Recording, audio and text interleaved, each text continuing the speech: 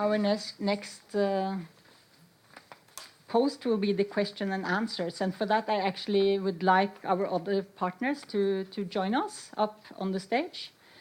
And we have a few extra microphones that we could share among the room. We already have some questions on Twitter, do we? At least one to start with. There was activity.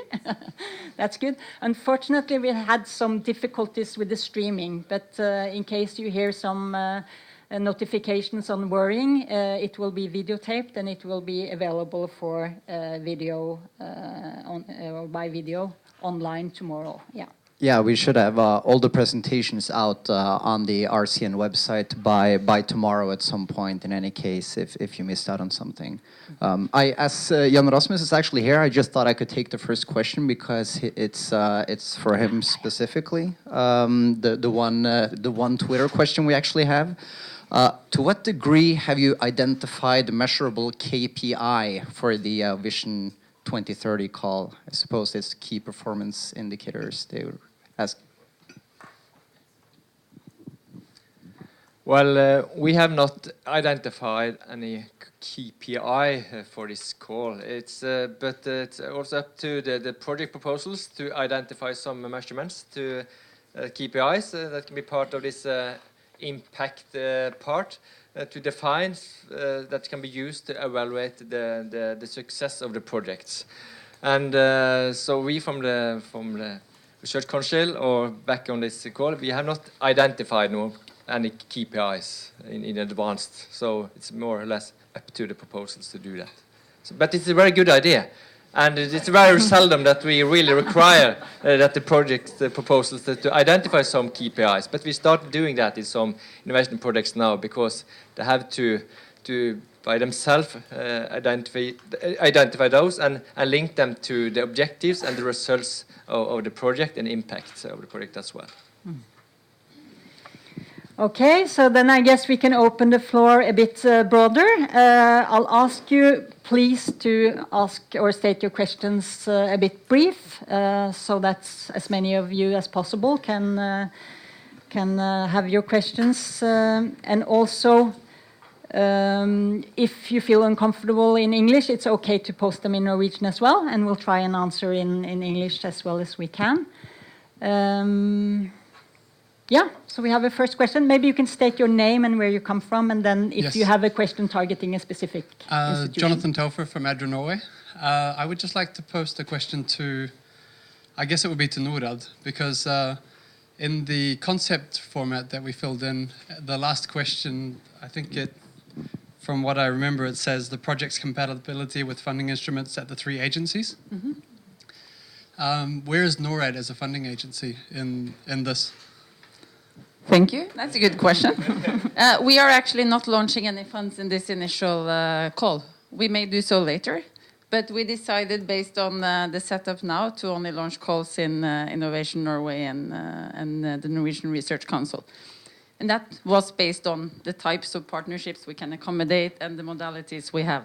So, but it may happen. Yep, it's a good question.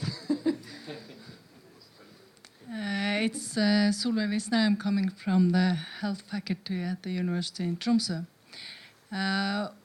Since I think we will go for a health project, I was wondering when you said the priority will be into education, will it be strengthening the application if it's a combination between the objectives for education and the objectives, the one objective in health? Yes, thank you. Well, how you combine the different objectives must make sense, obviously. But it's a larger pot for education. So if you combine it with education and health, you have a higher possibility of achieving funds. But I can't recommend doing one or the other. It must make sense on what you try to achieve in your actual proposal or your project. More questions? This is one in the back.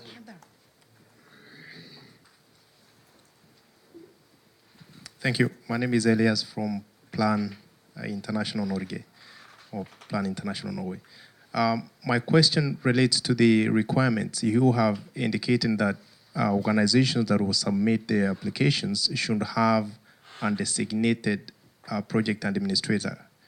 And you have requirements for the project designated project administrator, or won't you put in that? What lies in that? I think I should answer that as well. Yeah, the designated project administrator is the person that will be legally responsible on behalf of their organization for the project. That is the person that will sign the contract with the Research Council as a contract partner. So that is, it will differ a little bit between different organizations who that will be. I think it was someone over here first, and then I'll come back to you. Run here, run.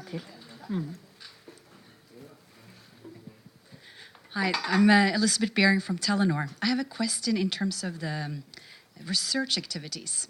Given that you're trying to involve private sector and academic research is not our strength, what are the requirements here or expectations?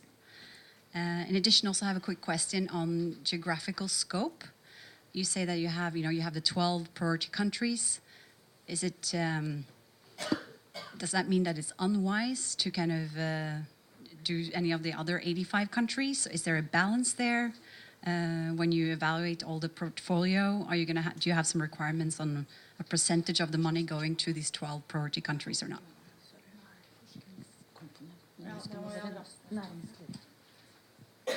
So the question was about what type of research expectations there would be in the innovation projects, given that we want to involve the private sector. Is that correct, Elizabeth? I think you will be the best placed to answer that. I'll try to answer it as long as it's from the Research Council. Of course, I understand very good the question, because in general speaking, from innovation projects at the Research Council, of course there has to be some research activities part of the project, but it doesn't necessarily to be fundamental research. It's more like a type of industrial research or more applied research, really. And I mean, it's the quality of the research should be good, of course, but it's not necessarily be in the top science league, because normally innovation projects have something to do with product services, getting things to the market, often the company's industry as part of the project, and the level of the research is not, the requirement is not so high as it would be for a research project. That's a different type that we use, where research institutions apply for funding. So I don't know what, just generally speaking as well, but I don't know if any other from behind the Vision 2020 can be more specific on that point, because it's a good question, really, so it should be addressed. But here we're open for different types of projects, really, that also research organizations can apply, and not only companies. So yes, so yeah.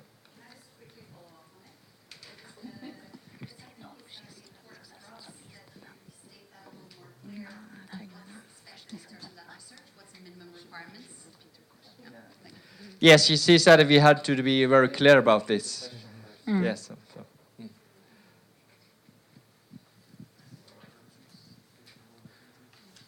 Okay, it's Erik Eng from QMsoft in Oslo, partly coming into the same type of question.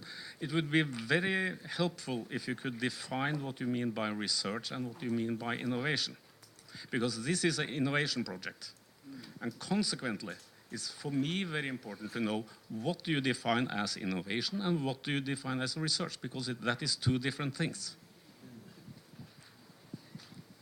Yes, it's two different things. What do you mean? We say that to be able to realize the innovation, you have some project idea. You want to realize an innovation, and you can, for example, take a case where the knowledge is existing, the technology is there, but it's not really implemented and used for the specific applications.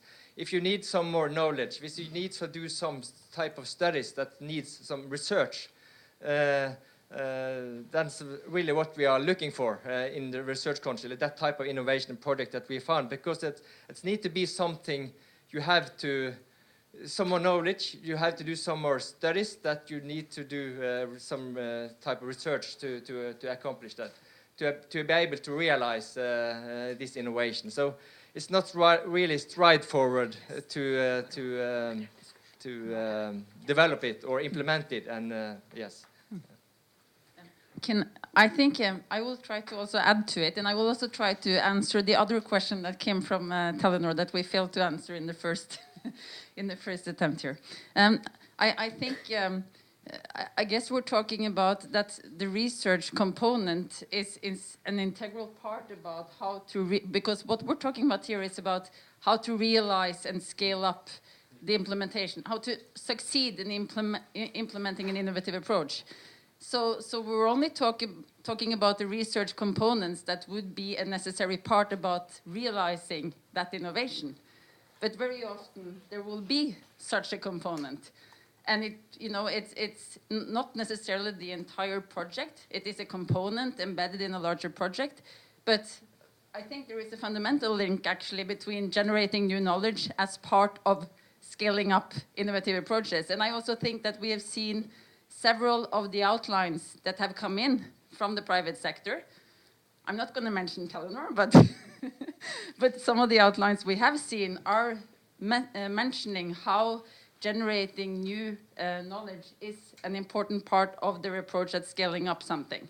So I don't think it shouldn't be too terrifying also to link this to. I don't know if you want to add something. Yeah, well, very quickly, because we need to follow the state aid rules. We cannot from public funding fund anything but what is defined as research in the different research categories, and they are defined on the web at our web pages. So you need to look at the categories under at the web page over the state aid rules. There at our web pages, you see the definitions on what can be funded and what cannot be funded from public funding for companies. Yeah. Ask us. Yes, of course. I think we need to move on. There are some other questions. Yeah, the geographical, I think I only will repeat what I said earlier, and that is, there are 12 countries. I think it is, we are trying to have some geographical concentration, and it's also integrated into the Norwegian government priorities for development assistance. However, we also understand that there can be very strategic projects that can also have, for instance, relevance for other contexts. And I think, the more strategic and if it's possible to generalize the findings, for instance, or the approach to other contexts, I think there could be better cases for going beyond the 12 countries. But I think, again, it's up to you to describe why it will be more strategic for us to allocate relatively scarce funding beyond the 12 countries. But we have an opening for doing it. I think it's what we can say. Thank you. Okay, my name is Gunnar Ostgaard. I come from Norway's biggest education technology company, Connexus. We have just finished up a project with Telenor in Bangladesh, educating girls with mathematics on the street in Dhaka. We also have a project in Zimbabwe, Myanmar. And my question is, and maybe it's more targeted to Innovation Norway or maybe to Norad. We see that the commercial effects of these projects is coming back to Norway afterwards. And maybe not so substantial actually in the countries where we are innovating. And the question is does that matter, to take it back to the first world, the innovation we actually do in the third world? Thank you for a very good question. Yes, it matters. That's a plus. But if there's sort of like zero impact in the countries that you build this technology for in the first place, well, then it doesn't matter. Okay? Yeah. Thank you. Anne Kielland from FAFO, and it's a question for Innovation Norway. Well, I'm listening to you talking about innovation, the creation of new methods and technologies and products. I start wondering if you see it as a clear cut between the commercial sector and the research sector, because sometimes I think about what we do as we are creating products, we're creating methodologies that we are selling in an international market. So we employ people, but we don't generate profit because we are a foundation. So is there a gray zone between your constituency and academia, you think, or is it clear cut? It's just wondering. That's a tough one to answer, but I'll try. The companies that we usually support, they want to grow and sort of like take on the world. And in order to do that, they often need, for instance, venture funding, and well, they need to be sort of like constructed in a way which makes it able for them to grow. And if you're, for instance, Foundation Stiftelse or other kinds of institution at the university or things like that, which also can create great ideas, well, there are some barriers usually there, which makes it harder to really commercialize a good idea and make it, well, scale and grow into the world. Okay, I will say yes, but but okay, that's fair enough. Yeah. Was there someone here who has waited a long time? Yeah. Okay.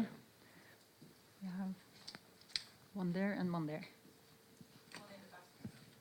Jacob Bergsland, I'm presenting here HSN Global.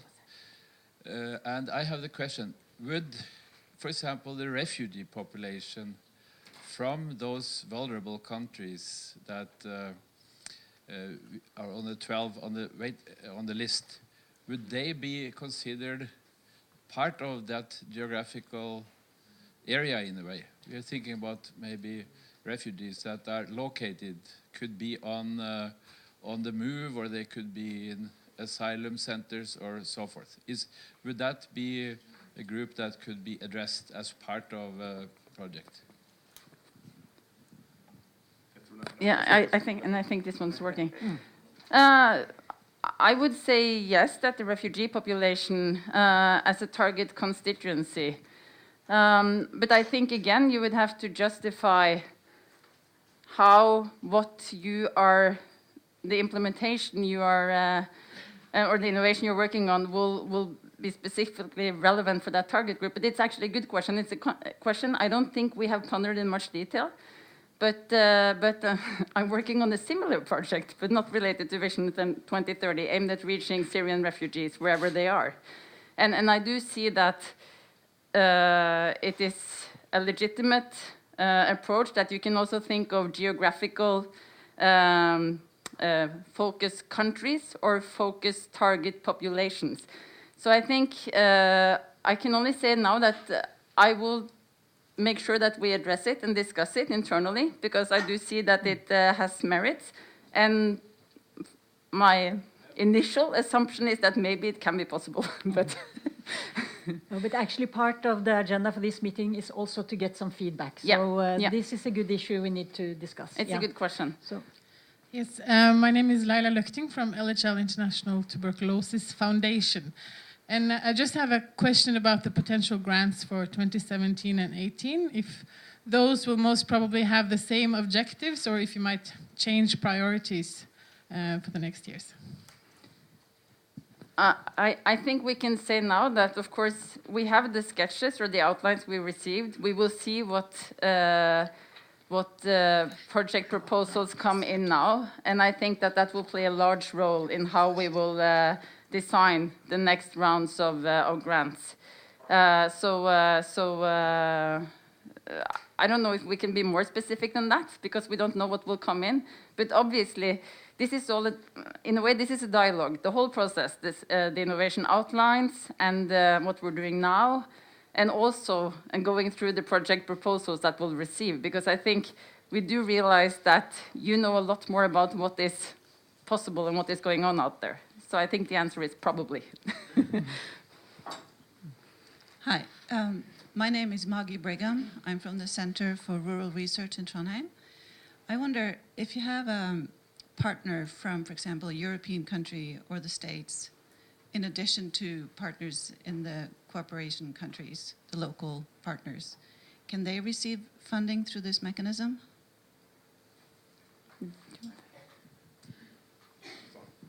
From the Research Council side, we don't have set a limit beforehand on what can be received by partners from other high-income countries or international organizations. So the answer is yes, but it should be aligned with their contribution into their project, obviously. Also like to comment on that. The short answer is yes. They can be a part of the consortium, but of course, if they sort of like do most of the work, so there's sort of like just a tiny organization in Norway doing small things, and then all the things that really matters happens in the US, well then it won't be a good case for Innovation Norway. Okay, so it's sort of like a balance there. Helge Myklebust fra Lærdal Global Health i Stavanger. If we have a project that seems to fit the Research Council innovation and the Innovation Norway innovation, yeah, should we apply one or both, or what do you recommend? Should I answer that? Okay. Just looking at you and say yes, yes, I think you should apply for both.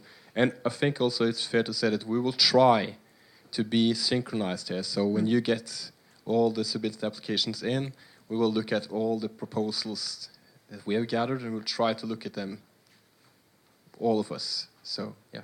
But please, apply for both if you feel that you meet the criteria. Yeah. Thank you. Joseph Noel from the Basic Internet Foundation and University of Oslo.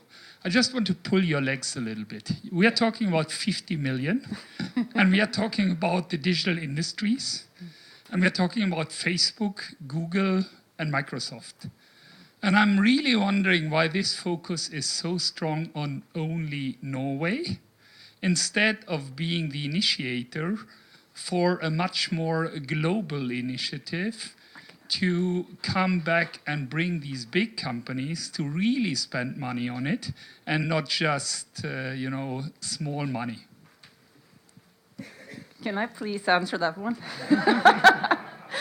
You know what? I would love to see a project proposal where you had, 5 million kroner from the Research Council or Innovation Norway and 500 million kroner from Facebook, Microsoft. You're very welcome to do that. I would love that. So that would be exactly, we love to talk about catalytic financing and catalytic aid, and that would be exactly that. So I don't see an either or. I see that as what we are really looking for, how to engage others. So that is what we mean when we say, other contributions, own financing, that is own as part of a broader partnership. So feel free to mobilize broadly and internationally. Yes, I'm Erling Krogh from Norwegian University of Life Sciences, Teacher Education, and from an NGO in Tanzania.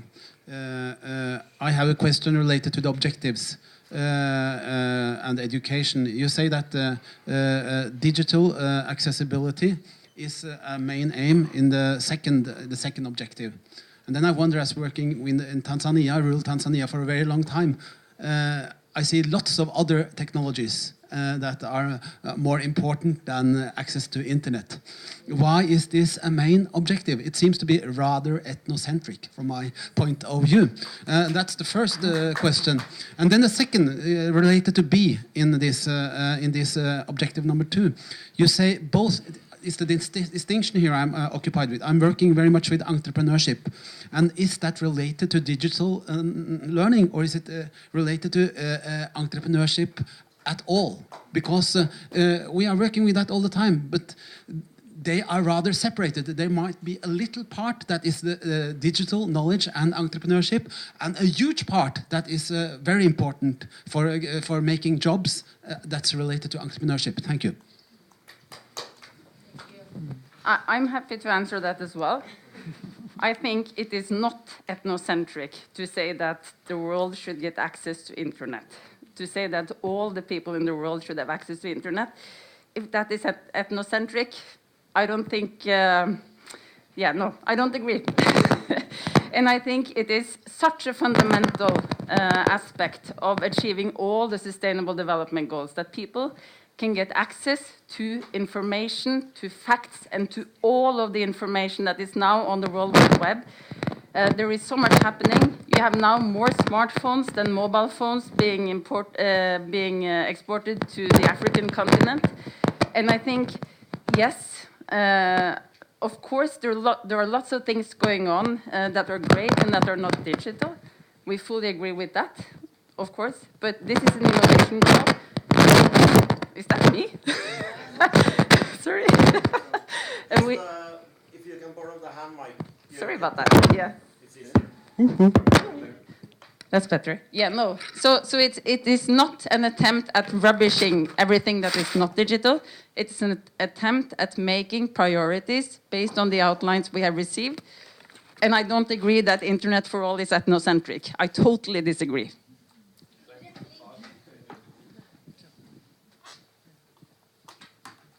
As an anthropologist and a psychologist who's worked at Microsoft and in Africa for most of my career, I just want to point out that no one's against what you just said, but you're not listening to the question. And the question is the problem.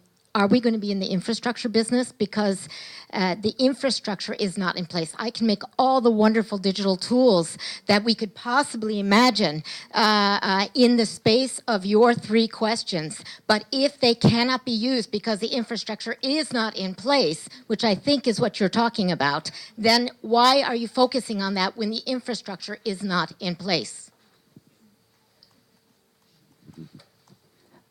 I think it's good to hear that we agree that we would like to have Internet for all. And what we are talking about then is, for instance, how you can find new business models to make that infrastructure get there. We've That's what this is all about. It's not about making solutions for entrepreneurship and other things. It's about getting the infrastructure in place.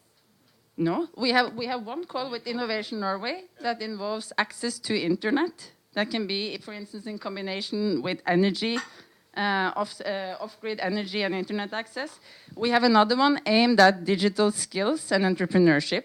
And I think what you can see is that digital skills can also be a form of demand stimulation. If you work together with the private sector on building the digital skills among low-income consumers, it's also going to increase the adaptation of digital tools. And I think that is what we want to. That's what we want to explore, and it's based on what we have received in the innovation outlines, and we have made some priorities. It does not mean that we don't like other approaches, but these are limited funds. Hi, I'm Francesca Jensenius from the Norwegian Institute of International Affairs. And first of all, I want to thank you for having this meeting and for welcoming input from all of us. I think that's very useful. And I want to ask for an elaboration a little bit on how you're envisioning the formative dialogue research call, because the way the call is formulated right now, they're simultaneous. And so it sounds like the research communities will send a proposal based on a sort of a broad range skill set rather than a focused proposal on specific project. And I wonder whether you're imagining, at least for the future, more of a co-development of project ideas between research communities and the innovation project, or more of a stacking, which would allow research communities to target specific knowledge areas more, in a better way. I guess følgeforskning in Norwegian, we need to approach the preparedness to follow the broad portfolio of projects. That's why it's very hard to target, and all the goals will also be relevant for this call. But of course, we would like to see the, how can I say, co-creation, the close collaboration between the følgeforskning project and the individual project as well. That's why we would like to see a lot of dialogue, meeting places, and a quite close collaboration between this formative dialogue research project and all the innovation projects. I don't know if you would like to add. It is a challenge, actually. We have never done this before. And I think also that you need to have a dialogue with the innovation project. But first you need to make a proposal based on the scientific part of the følgeforskningsdel, and then you need to develop the dialogue when you have started. So it is a challenge. So it's kind of innovative.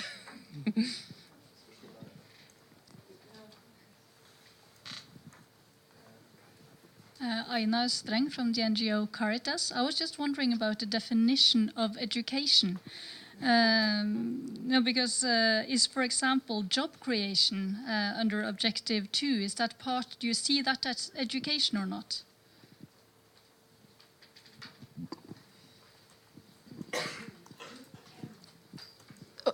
Yes, it's a good question, and I understand where you're coming from. So, just to simplify the world a bit, if you look at the main goals, we count both number 1 and number 2 as education-related goals. Yes. Yes, my name is Guido Paul Kamanda. I'm entrepreneur and internet lobbyist.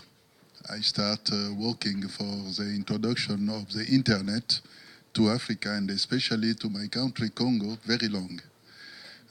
About 3-4 years ago, we applied at the Innovation Norway for a project how to make the digital, how to reduce that digital divide. At that time, we get a no answer. The motivation was that what was the value for Norway? What Norway will gain from our project? It is what we get. We get the positive side was that they did not ask us to be Microsoft or Orange, no. But the question was, what was the value for Norway? Very nice thing is that I get, and this invitation from Professor Joseph Knoll here, who is also a partner, because struggling for this project, we go to all the door, to open different door, because I answer to my friend there, the internet is something really important for we in the third world, okay? Because it is a source for the knowledge. We really need that. And all the entrepreneurship activity and such that need and knowledge depend to this tool, which is internet. Then when you reject and our application for that time 4 years ago, now that you change your agenda, what will, yes, and yes. Can we come back? We will get a short reply to that, and then I think we need to gather some questions because we're running out of time. Okay. Just to make sure that I understood the reason and the dialogue that you had. We said no because there was no value creation in Norway, right? Okay. And when I stood there talking an hour ago, I said that Innovation Norway is all about value creation in Norway. And in addition, we have these objectives in this scheme, right? So if there's still no value creation in Norway, sorry, then this won't be a good mechanism for you. You can't ask us for funding. So that's the question. But if there is value creation in Norway and you meet the criteria, which is the goal set forth in this call, then of course you can apply. It's Anna Hatløy from FAFO.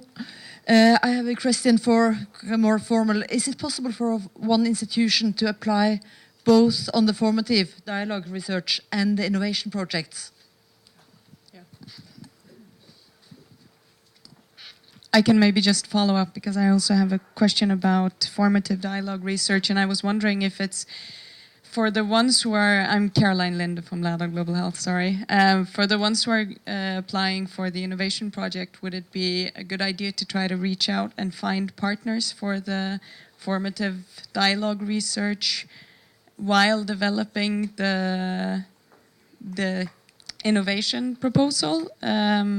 Or is that something that we shouldn't even consider and partners will, or someone will come afterwards to follow up the innovation project? Hi, I'm Christine from Reach for Change. I was wondering, this is a question for the Research Council. I was wondering what kind of view you have on the role of the applicant, seeing as we need to find local partners. Do you have any specific wishes for our role and the local roles?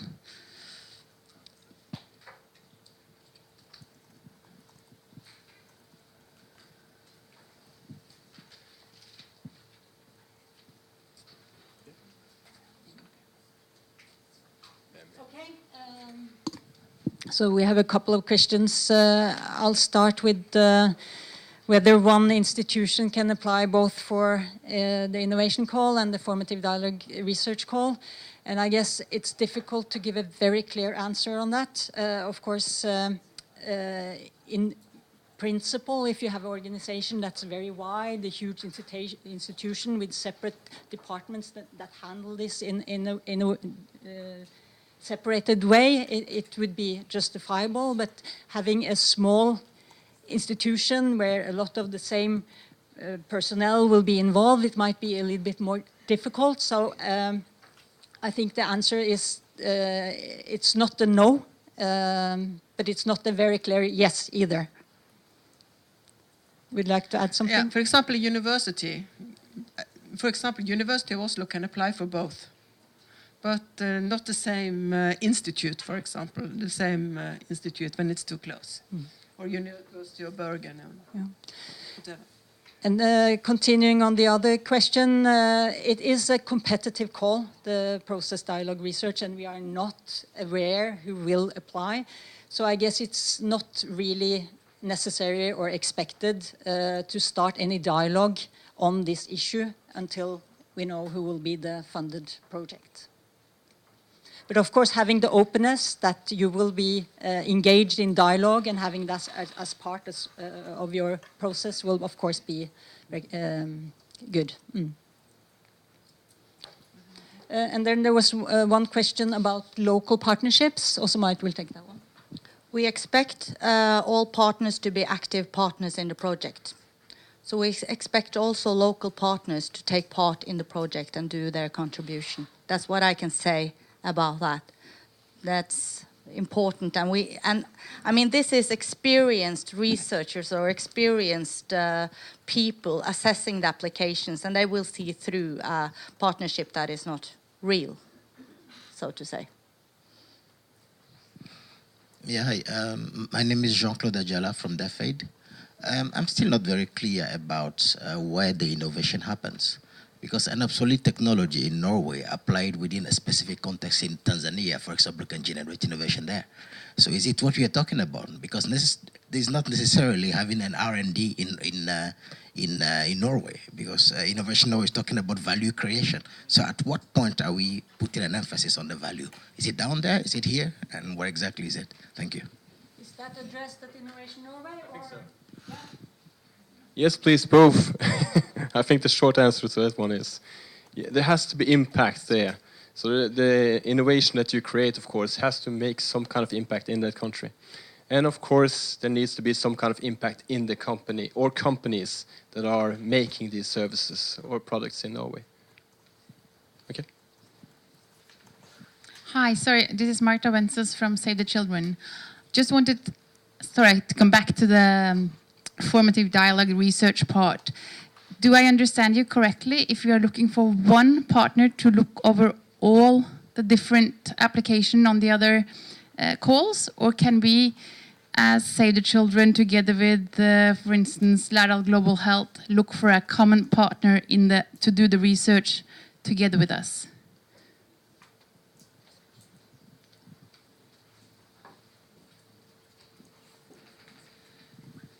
Ingrid Freiberg from Folk Health Institute. I'm just curious whether or not we're expected to set aside any funds for doing the formative research, or whether as a research implementation group and knowing that people will be looking over us, are we expected that there will be funds have to come out of our budget for the purposes of collaborating with the formative research dialogue groups?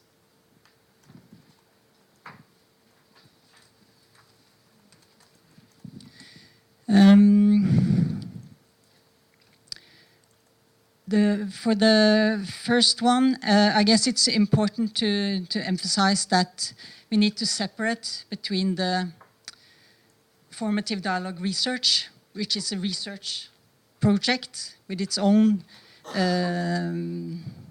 line of questioning, problem, issues to be addressed, and the research component of the innovation projects. These are separate. But the formative dialogue research will have a mandate to support and discuss and challenge through some meeting arenas. But it should not be that innovation projects need to dedicate resources. It shouldn't be that resource demanding. But of course, you are expected to be open and participate in the arenas that are created by the Formative Dialogue Research Project. So not too tight ties in the planning phase, because we don't know who will be the partner or the Formative Dialogue Research Project lead. The other one, did I miss it? Sorry, I'm not sure what you said.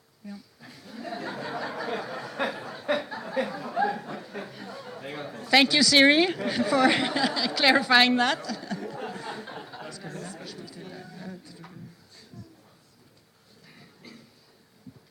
Yes, Jonathan Telfer from Edra Norway again. I just wanted to clarify, maybe some others are also slightly confused about, or not confused, but just to clarify one issue. Innovation Norway, you were saying that value creation in Norway is part of the criteria for approving proposals. Is that also a criteria for the Forskningsrådet? You can answer. Yeah. No, it's not. Depending on the partner, but yeah,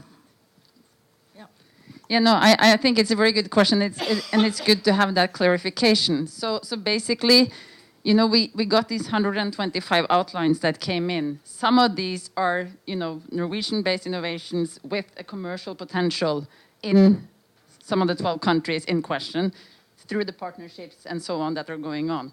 And these are the ones that we're targeting through the call, through Innovation Norway. So it's, you know, an attempt at capturing various types of innovations. So it does not pertain necessarily to the Research Council. So, very last question. Yes, thank you. And then we will round off with lunch. There's this.